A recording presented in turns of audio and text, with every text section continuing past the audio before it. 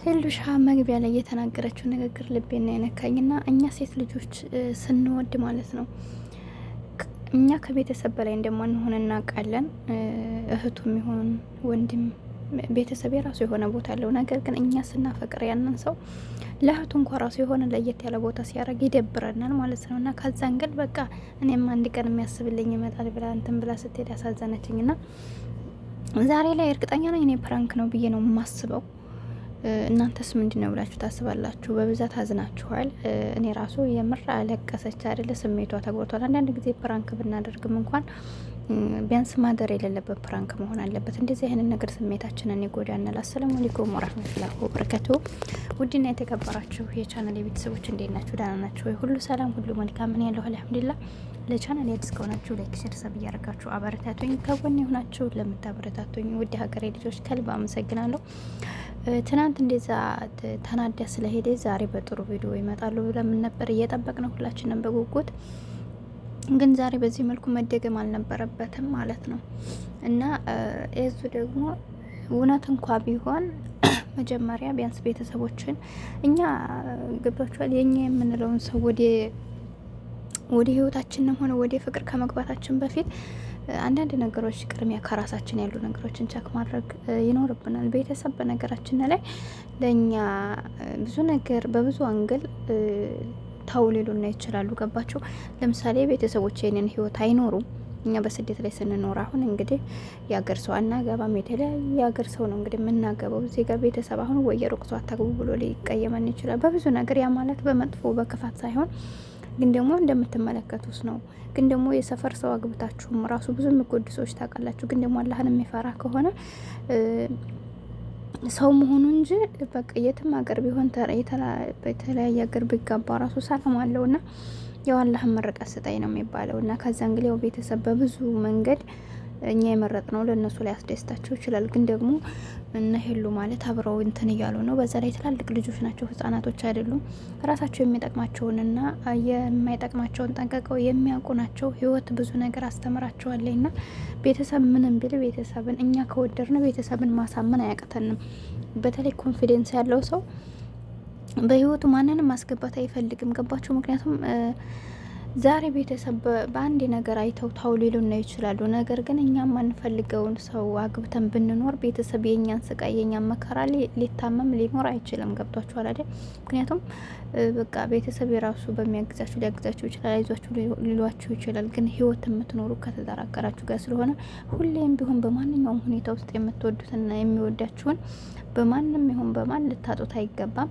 እናንተ ህጻን አይደላችሁም። ራሳችሁ መወሰን የሚጠቅማችሁን የሚጎዳችሁን እንትን ማለት አለባችሁ። የእውነት ከሆነ ማለት ዛሬ እዙ እንደዛ ያለው እኔ ካሁን በፊት ራሱ ቢኒን ታስታውሱ ከሆነ በራሱ የሚመራ አይነት ወንድ ያልነበረም ታስታውሱት ከሆነ እንደውም እንደዚህ ብለውኝ በቃ እህቱ የሆነ ነገር ስትለው ከሱ አልወጣም እያለ ብዙ ነገሮችን ያበላሽ ነበርና እንዲህ አይነት ወንዶች ደግሞ በህይወታችን አስፈላጊ አይደሉም። ለምን ነገም ጧት ብዙ ነገር ይመጣል። ተጋብታችሁ ብዙ ህይወትን ስትጀምሩ ኃላፊነት በእናንተ ምክንያት በእናንተ ሁኔታ ማንም ሰው ገብቶ ወንድሙም ሆነ እህቱ እናቱም ትሆን ህይወት የራሳችሁ ነው። ገብቷችኋል አይደለም? እናት አባት እስከ 18 ዓመታችን ድረስ ያሳድጋል። ከዛ በበለጠ ያለውን ነገር ኃላፊነት እኛ ነን የምንሸከመው። በቀኛ ጎበዞች መሆን አለብን፣ ጠንካሮች መሆን አለብን። ከማይሆነን ነገር ቤተሰብ ከሚያስተውልልን በላይ እኛ ልናስተውል ይገባልና ቤተሰብ ተውብሎና ህይወትን እየመራን ግን ደግሞ ደስተኛ ሆኖ የሚኖር በጣም ብዙ ሰው አለ። ቤተሰብ የኛን ክፋት አይወድም፣ እንዳንጎዳ ነው እንደዛ የሚለው። ቤተሰብ ክፋት እኛ ወርቀን እንዳይ ስለማይፈልጉ ማለት ስለማይፈልጉ፣ ግን ደግሞ እኛ ቤተሰብ ከሚታየው በላይ እኛ ያንን ሰው ቀርበን እያየ ነው። እነሱ ደግሞ በአንድ ላይ እንግዲህ ወራቶች እያለፏቸው ነው በብዙ ሁኔታ። ሄሉ ደግሞ የሚዲያ ሰው ናት፣ ትታወቃለች፣ ጠንካራ ናት፣ ጀግና ናት። የምር እንግዲህ እስካሁን ድረስ እኔ እንደው እናትም ይሁን አባትን ያላየውም እስካሁን ድረስ እዮብን ብቻ ነው ከቤተሰብ ራሱ ያየሁት ማለት ነው። ስለዚህ በዚህ መልኩ ግን በአዲስ አበባ ኖሮ እየኖረ ራሷን ጠብቃ ራሷን ምንም ነገር ውስጥ ሳትገባ እንደ አንዳንድ ዩቱበሮች እንኳን ራሱ ልጅ ደረጃ ሳትደርስ እንግዲህ ራሷን ችላ እየኖረኝ ነው። በብዙ ውጣ ውረዶች ራሷን አስከብራ እየኖረኝ ነው። ይህን ነገር አንደኛ መጀመሪያ ቤተሰቦቹን ማሳመን ነበረበት፣ ወይ ደግሞ እንደዚህ አይነት ነገር ለሷ ከመናገሩ በፊት እንደዚህ የእውነትም እሷን የሚፈልጋት ከሆነ ለቤተሰብ አንዳንድ ነገር ማማከር አለብን። ቀድመን እንዲህ ነው ብለን ለባላችን ከመናገራችን ለሚስታችን ከመናገራችን በፊት እኛ ቤተሰብ ጋር እንዴ ነው ብለን ቅድሚያ እናሳውቃቸዋል። የቤተሰብን ሪያክሽን እናያለን። ያን የሚሉን ነገር በውስጣችን አሳማኝ ነገር ከሆነ ለዛ ያንን ሰው በራሳችን መንገድ ቤተሰብን ሳናስጠቁር መራቅ እንችላለን። እነሱ ያሉት ነገር እውነት ከሆነ ማለት ነው። ግን ደግሞ እኛ ለነሱ ለቤተሰብ ይሁን ለምንፈልጋቸው ሰዎች በህይወታችን እንደዚህ ነው ብለን ሳናማክር ያም ማለት ህይወት የራስ ነው። በርግጥ እንዳልኳቸው ቤተሰብ ይወስናል ማለት አይደለም የእናንተን ህይወት። ግን ደግሞ አንዳንድ ጊዜ ከቤተሰብ ወጥተን የምናደርጋቸው ነገር ብዙ ችግሮች አሉ፣ የሚፈጠሩብን ነገሮች አሉ። ያ ማለት እንዳልኳቸው እናንተ በራሳችሁ ኮንፊደንስ የሌላችሁ ሰዎች ከሆናችሁ ነው። አሁን እሱ እንዳለው ሰማችሁት። እኔ እስከ ዛሬ እናት ያኔ ከቤተሰቦች ወጥቼ የምጀምራቸው ነገሮች ብዙ ጊዜ ይበላሹብኛል። ይሄ አላህ የፈቀደው ነው እንጂ ትናንት ስለተበላሸ ዛሬም ይበላሻል ማለት አይደለም። ማንኛውም ነገር ኩን ፈየኩን ነውና